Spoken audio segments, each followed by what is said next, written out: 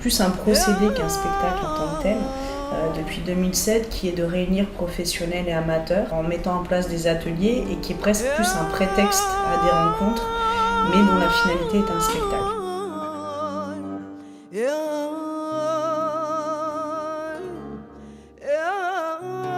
Il se trouve que l'année dernière, donc, on a fait une fabrique du macadam qui s'appelait OQTF, Obligation de quitter le territoire français, largement financée par la Fondation Rothschild, et que cette année en septembre, suite au rendez-vous qu'on a eu, il nous a été donné la possibilité de rêver à une nouvelle fabrique. Et avec Jean-Mathieu, on s'est très vite mis à fantasmer sur le fait de reconquérir l'espace public pour différentes raisons. Il y avait une espèce de symbolique aussi qui était liée à l'actualité du quartier, puisque ce sont des spectacles qui quand même sont très en lien sur le territoire. Et il se trouve que le quartier Gare, à l'heure actuelle, est en pleine mutation.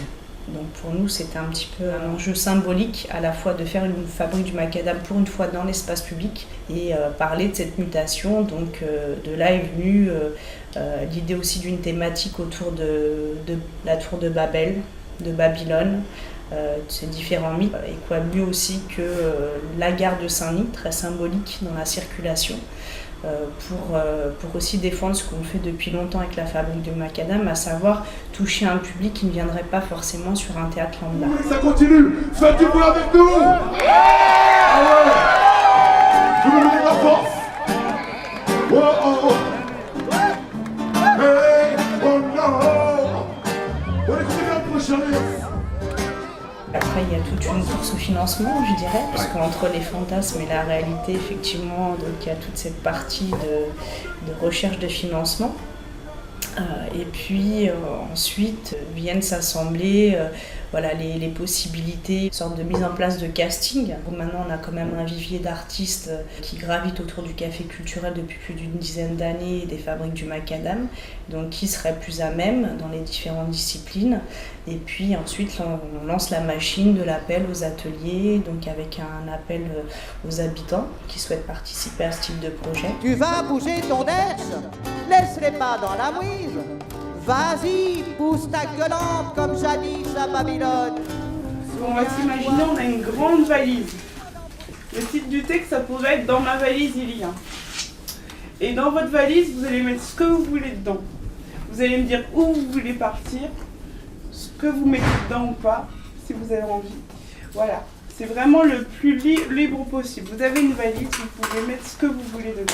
Quelquefois, on peut penser à des idées de texte et le lendemain, ça nous plaît pas du tout. Donc après, moi, c'est très libre. Soit les gens, ils venaient à l'atelier, ils mettaient tout dans l'espèce de pochette qui était assez désordonnée, mais au moins je perdais pas les feuilles. Soit ils pouvaient repartir avec et retravailler chez eux quand ils souhaitaient, quoi. Il n'y avait pas d'obligation, c'était juste un marche à l'envie. Dans ma valise, il y a mon pyjama pour faire du je sais pas quoi. Je fais ma valise pour aller en France. Dans ma valise, il y a mon phare. Après, il y a tout ce qui a trait au passage, à l'exil. C'est-à-dire le fait que la gare, c'est un lieu de passage, un lieu d'exil, un lieu de rencontre. C'est pas un lieu où c'est un lieu où il va se passer des trucs, mais c'est pas un lieu où tu restes. Froid, moi je rêve, couette, vent, neige, la tente sous la tempête. Ma maison vieille, trou dans le toit, trou dans les murs. Haut dans le toit, haut dans les murs. Ma maison écroulée, une tente sous la tempête. SDF. D'accord. Bah moi j'aime bien cette forme d'écriture. Moi je te conseillerais de rallonger un peu, tout en continuant vraiment les mots rapides. Comme ça. D'accord. Moi j'ai découvert que le fait de parler comme ça, avec des phrases courtes, que ça donnait beaucoup plus de poids aux mots, en fait, à l'idée qu'on voulait défendre. Mais c'était tout neuf pour moi, je ne connaissais pas du tout le slam. Moi j'ai d'ailleurs fait un tout petit texte, mais pas. J'aurais des progrès à faire. Froid, je rêve. Couette, vent, neige, tente sous la tempête. SDF. En atelier d'écriture, il y a des moments un peu compliqués parce que on n'est pas forcément prêt à écrire tout de suite sur le projet proposé. Et puis l'ambiance fait que tout le monde écrit, puisque contrairement à l'école où on est noté ou puni, là on n'est ni noté ni puni. Et ce qui est intéressant, c'est qu'en fin d'atelier d'écriture, tout le monde lit son écrit. Et là encore, c'est une occasion d'échange. Les clivages éclatent comme une banque vénale. Les gendarmes clament qu'ils ne comprennent pas tout ce vacarme. Un son sans péridurale, oulala, mais que ça fait mal. C'est bien. Hugo part en trip et m'égare. Alors que dans ma cité interdite, il faut savoir que les sans-papiers sont à la rue, les sans-logis au SAMU, les sans-famille, les anges déchus. Et si ça ne fait pas la une de ton quotidien, la situation n'est pourtant pas inédite, c'est la réalité de mon quotidien dans ma cité interdite. Il n'y a pas la fin. Je les aide, je les accompagne quoi, dans l'écriture, mais c'est vraiment des textes à eux, quoi. C'est pas modifié, c'est eux qui écrivent leurs textes. Et voilà, moi je les guide un petit peu, quoi. Pour apprendre à bien se poser sur le beat, quoi. Mon prochain, je tiens à te préciser que je puis sur les monopélés d'hypermarché. Ah, j'aurais voulu avoir des ailes, mais j'ai que mon cabas pour voler. Ah, je suis Robin des jungles urbaines. En toute honnêteté, y a d'opposition, pas de queue de poisson, y a trop de sommation, improvisation, dérive en rotation, pire qu'une passion. Allez, 1, 2, 3, 4, 5, 6. David, c'est génial. Moi, c'est un élément indispensable sur cette fabrique-là, en tout cas, parce que on travaille beaucoup en amont. Cette fois, ils avaient des cours hebdomadaires. Ils se retrouvaient tous les samedis. Avec tout ce que ça comporte, ça signifie ceux qui sont absents, ceux qui sont pas là, ceux qui n'étaient pas là le samedi d'avant, qui seront là le samedi d'après.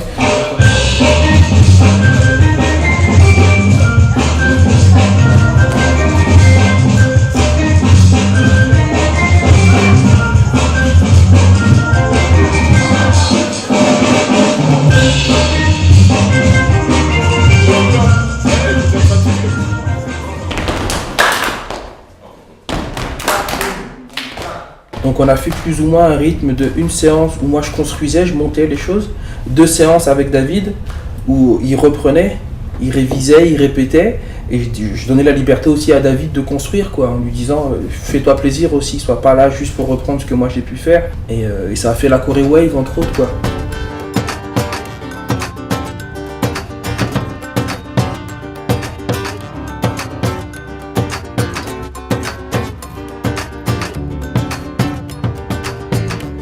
L'objectif précis, c'est déjà, si on arrive à avoir de l'assiduité, s'ils sont présents et s'ils ont mémorisé au moins une chorégraphie, c'est vraiment ce que j'attendais, quoi. L'idée, c'est pas que tu fasses tout et ça m'intéresse pas que tu fasses tout, mais par contre, celle que tu as choisi de faire ou celle que je t'ai demandé de faire, il faut que tu la fasses bien. Il y a cette exigence qui est extrêmement importante, quoi.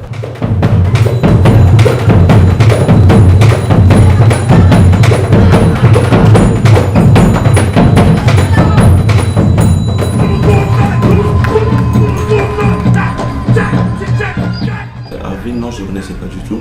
Il est énergique. On voit qu'il aime ça quand il danse. Il a un sourire. Et c'est un prof qui nous pousse, qui ne nous laisse pas, enfin, qui veut vraiment qu'on avance. C'est pas un prof qui est juste là pour nous apprendre des choses. C'est un prof qui est là pour non seulement nous faire grandir en termes de technique, mais aussi en termes d'humain.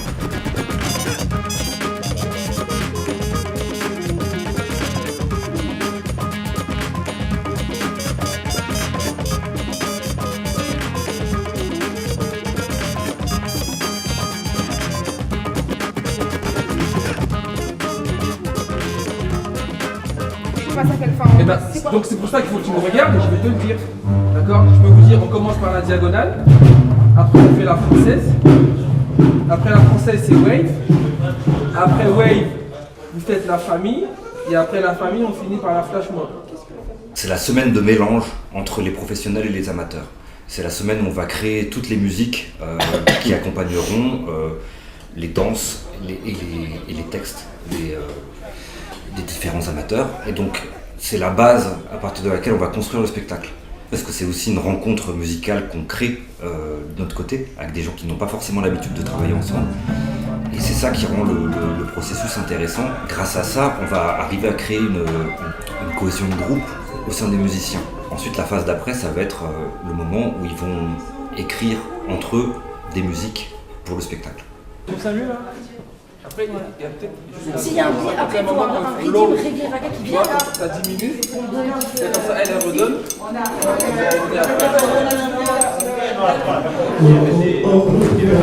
Dans les fêtes, c'est la jouée maman. Voilà Goyol, filet étoiles. Voilà Goyol, au bidoule. Il y avait une particularité qui était très intéressante, c'est qu'il y avait beaucoup de danseurs, beaucoup de danse. Dès qu'on a pris la décision en commun de laisser cette place énorme à la danse et de pouvoir mélanger aussi des petites formes, ce qu'on appelle des solos sur des textes. Sur un immeuble, Osmania m'a manie pour manier, structurer ma haine. Loin de toute camisole, libre, car c'est vrai quand c'est free. Nous allons commencer avec les danseurs auxquels vous serez appelés à vous mêler. Apprenez les pas de danse. Vous allez avoir flash dance, flash mob. Billets toutes couleurs. Billets jaunes, billets verts, billets violets. Billets, c'est ça nous la colère. Non du top, feeling top still. Non du top, 5, 6, 7, 8. Hey, ramasse, on regarde où on va. 3, 4, 5 et 6, 7, 8, boum, boum. Stop. Alors comment tu débutes?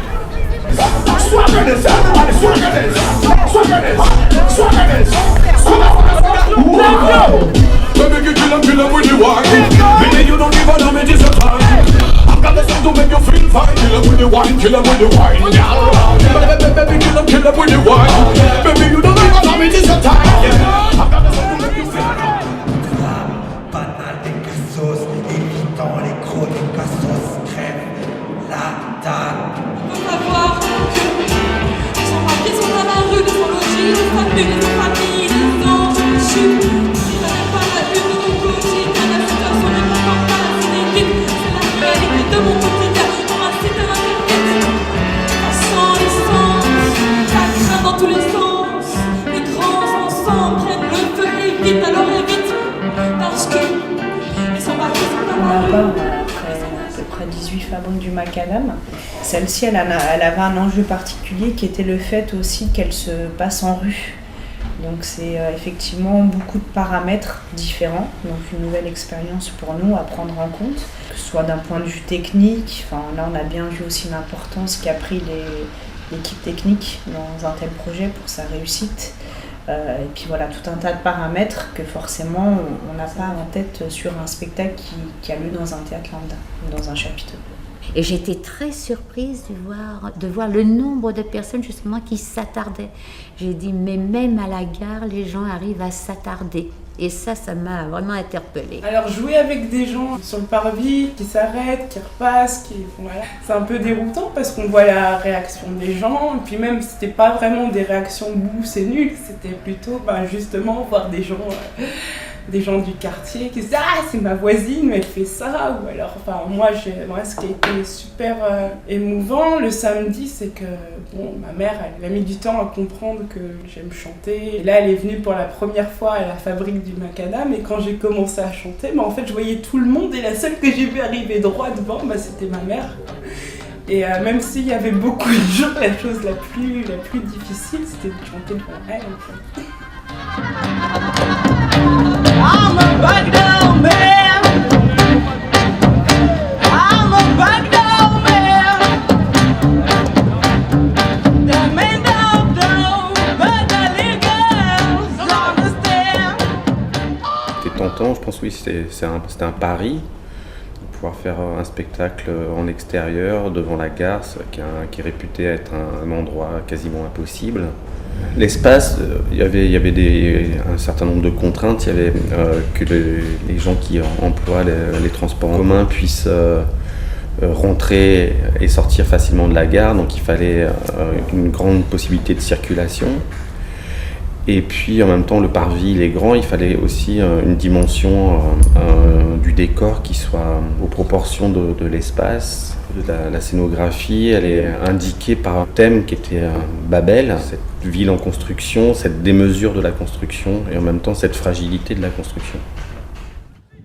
Autant elle a fait parade de luxe, autant donnez-lui de taille de tourment. Pour cela... Mais c'est une simple histoire de papier qui donne le droit ou non d'exister. I ain't gonna tell you no story. I ain't gonna tell you no lie. Passer d'elle, elle est tout ce que j'ai. Avec elle, j'ai des ailes, elle est tout ce que j'aime. Son goût, son parfum, pour moi tout est parfait. Je l'aborderai encore si tout était à faire.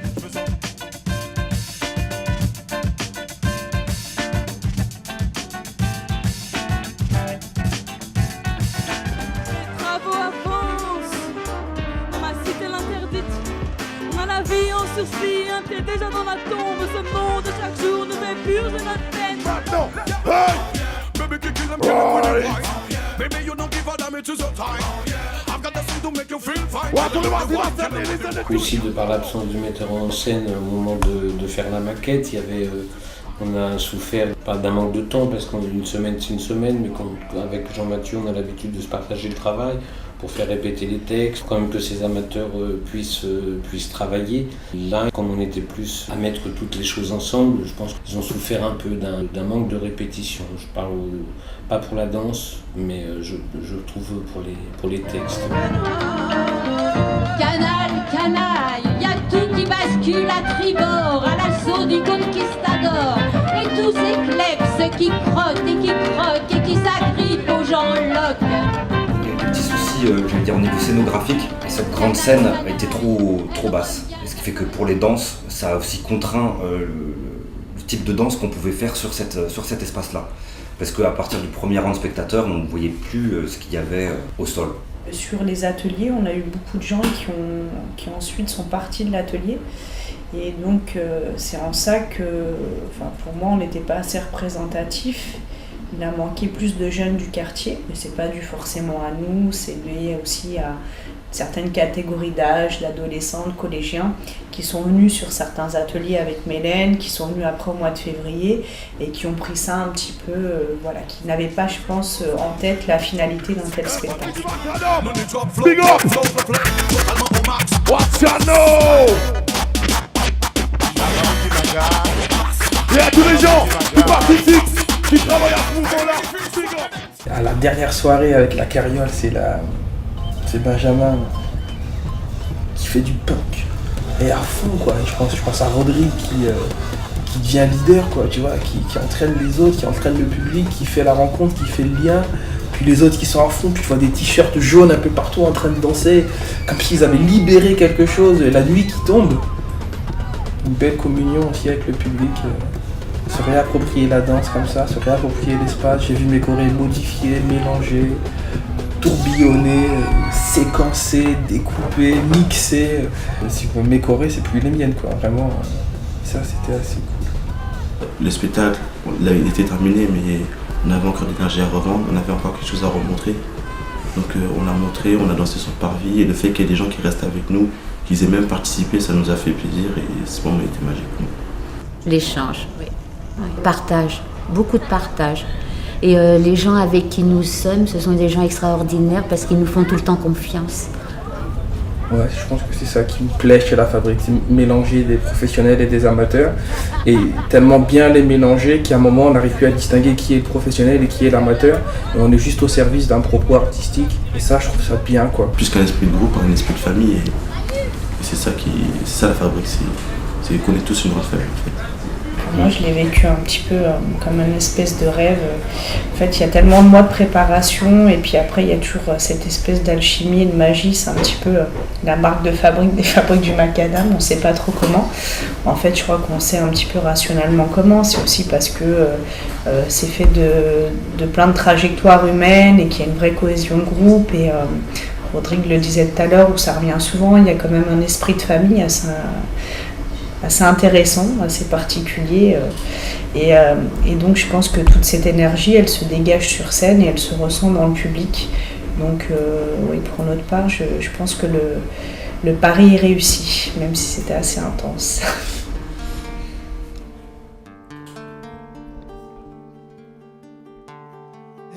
Faut que ça continue, faut pas qu'on arrête quoi.